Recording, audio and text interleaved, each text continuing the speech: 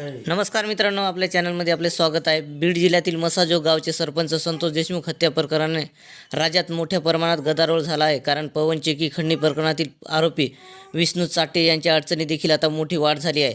कारण विष्णू चाटे यांनी एका खळबळजनक माहिती दिली आहे। वाल्मिक कराडने खंडणीसाठी पवन ऊर्जा कंपनीच्या अधिकाऱ्यांशी संवाद साधल्याची थेट कबुली विष्णू चाटे यांनी दिली आहे।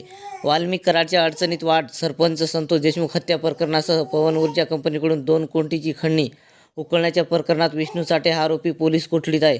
मात्र पोलीस कोठडीत विष्णू चाटे यांनी कसून चौकशी सुरू आहे। कारण या चौकशीत विष्णू चाटे यांनी वाल्मिक कराडचे माझ्या फोनवरून पवन ऊर्जा कंपनीच्या अधिकाऱ्यांशी खंडणी संदर्भात बोलणी केल्याची थेट कबुली दिली आहे। सर्वात महत्त्वाचं म्हणजे आता या प्रकरणाचा तपास करणाऱ्या गुन्हे अन्वेषण विभागाने कोर्टात सादर केलेल्या प्राथमिक अहवालाद्वारे हा धक्कादायक खुलासा झाला आहे। त्यामुळे आता वाल्मिक कराडच्या अडचणीत वाढ होण्याची शक्यता आहे।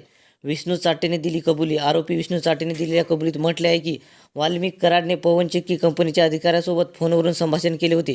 त्यावेळी वाल्मिक कराडने आवादा कंपनीच्या अधिकाऱ्यांना तब्बल 2 कोटीची खंडणी देखील मागितली होती। मात्र या संदर्भात कंपनीच्या अधिकाऱ्यांनी गुन्हा देखील दाखल केला आहे।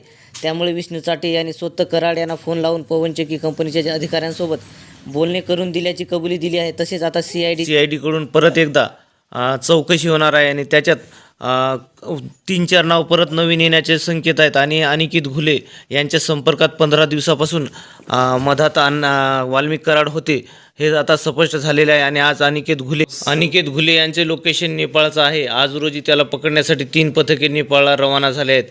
अनिकेत घुले आज अटक होण्याची शक्यता आहे। सीआयडी कडून परत एकदा चौकशी होणार आहे आणि त्याच्यात 3-4 नाव परत नवीन येण्याचे संकेत आहेत। आणि अनिकेत घुले यांच्या संपर्कात 15 दिवसापासून मधात वाल्मिक कराड होते हे आता स्पष्ट झालेले आहे। आणि आज अनिकेत घुले यांचे लोकेशन नेपाळचं आहे। आज रोजी त्याला पकडण्यासाठी 3 पथके नेपाळला रवाना झाले आहेत।